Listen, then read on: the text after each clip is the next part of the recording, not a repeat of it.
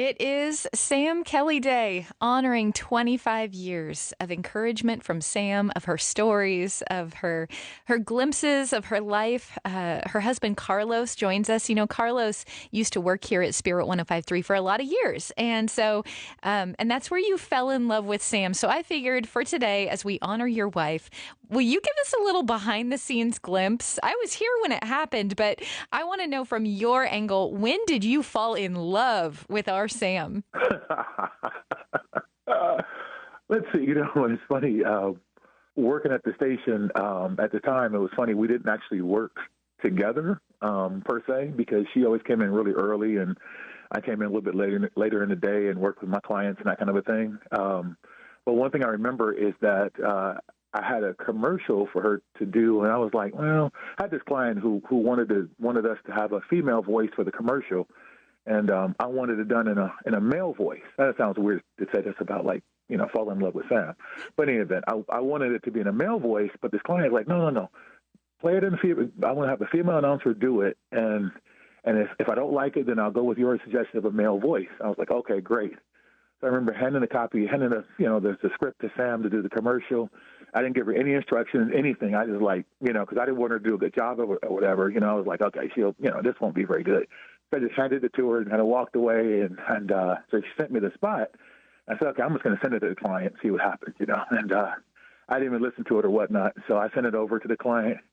He sends me back this email. He emails that, call me right now. I got to talk to you. Call me right now. And I was like, okay, well, I don't know it's going to be that bad, but we'll see what he says. So he calls me. He's like, oh, my gosh, that's even better than I thought. Oh, my gosh, that's such a great commercial. I was like, oh, really? Really? He's like, yeah, well, that's exactly what I wanted, I said, okay, well, let me just play it real quick. And I played it, and I was like, oh, man, he's right. This thing is dynamite. This thing is like the best thing ever. It's like, oh, man. So, that was just an example I remember where I was like, wow, she gets it. She gets it. It's not even a radio thing. It's like this service thing, and she wanted to do a really good job for him to make his business sound good, and she did a great job of it, and he had great results from that, Yeah. Yeah, and there was another story I was trying to remember. It came to me, then it left, but It'll come back. Yeah, it's funny because it's kind of work-related stuff and this kind of a thing. But Sam does everything with excellence. Yes, she puts her whole self into it. Every ounce of all of her talent, all of her experience, all of her heart into it, and I think it really shows through. I feel very fortunate. I'm like, man, I don't know how I got her, but there is a guy. God is awesome. Oh, I shared this story. I did a sermon at the church one day. And I shared this story. I don't know if if people want to hear it or not, but when I was younger, I had this infatuation with Africa. I was like, oh man, Africa's great. So I was 18 years old. I said, I told my mother, I'm going to marry a woman from Africa. We call it motherland. I want a woman from the motherland. I told God, I was like, God, I want to marry a woman from motherland, and that's what I really want, this kind of a thing. Well, I did get married once before. That didn't go so well. She was from Florida, which is close, but whatever, And so it's funny because I was dating Sam, and we're kind of getting to know each other, whatever. And she was like, she told me she was born in Africa. I was like, what? I said, wow, God is amazing how he comes through to give you these, these ideas of things you want. You're like, God, please give it to me. And it's like, okay, it's going to be a different package than what you might expect, but it's going to be better than what you can imagine. It's like, so good. God is always good. So always. So, yeah, she was born in Kenya. She was born in Kenya. Mm-hmm. Her dad was working for the government. Yeah. I remember because my daughter wanted to go to Kenya on a mission trip a couple years ago when she was 17. And I was like, I knew in my heart that the Lord was calling her to go there, but I was having a hard time letting her go. And so, of course, I reached out to Sam because I knew that Sam would encourage me to let go. But Sam goes, I was born in Kenya. You send that girl to Kenya. Yes. And I did. Yeah. I did because Sam said so. So, okay, Carlos, so you talked a little bit about, her work ethic, second to none. She does everything with excellence. You talked about getting to know her. Tell us about proposing to Sam. When did you know, okay, I want to marry her. I'm going to propose. Ooh, wow, wow, that's a good question. So, to be frank with you, I knew from our like second date I Mm. wanted to marry her. We had worked together for a while, and we had worked together for 2 years at least before we ever even went out on a date or anything like that. Before we even paid any attention to each other in that respect.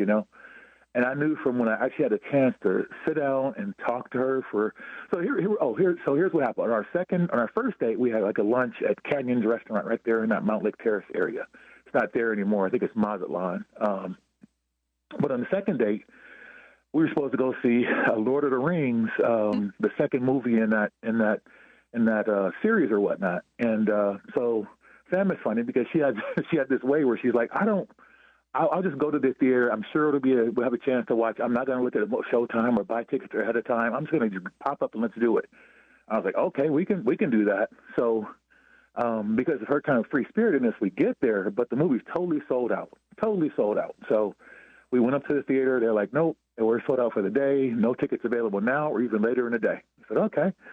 So what that did, it caused us to just walk around. We went down to that was Mount Lake Terrace. We went down to the Edmonds and just walked along the waterfront for about 2.5 hours. So that was our second date. So we just walked around, and then we went back to the car and talked for another hour. Then we went and walked around the waterfront one more time. And I knew on that day, I was like, wow, I would love to be married to her. I thought that she was just an awesome person. She had a great heart, a great spirit, super funny. And, she likes having fun, so we laugh a lot. We laugh at ourselves a lot, and that's okay. We have an outlook of, we love the world. We love people around us. She's built like that where she just loves on people all the time. And I was like, you know what? This is the person I want to marry. And I didn't know then. She didn't know. It took her another 2+ years to figure it out, but, And so it's funny. I did these promotional cruises back then. And so there was this cruise that was sponsored by Keel Mortgage back in 2004. And we're on this cruise ship, and it's funny, we were on a break, it was like, she wasn't my girlfriend, but even though she worked at the station, but, at this point, I don't know, it was just one of those things you go through or whatnot. But we were on this cruise ship or whatever, and it was a 7-day Alaska cruise, and we weren't there as like boyfriend or girlfriend. I'm working on this, this promotional cruise. She's there as the talent and this kind of a thing.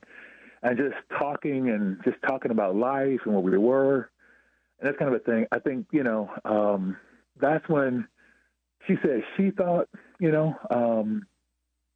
was the one she wanted to marry. And so a couple weeks later, we went to visit her parents in Montana, and I proposed to her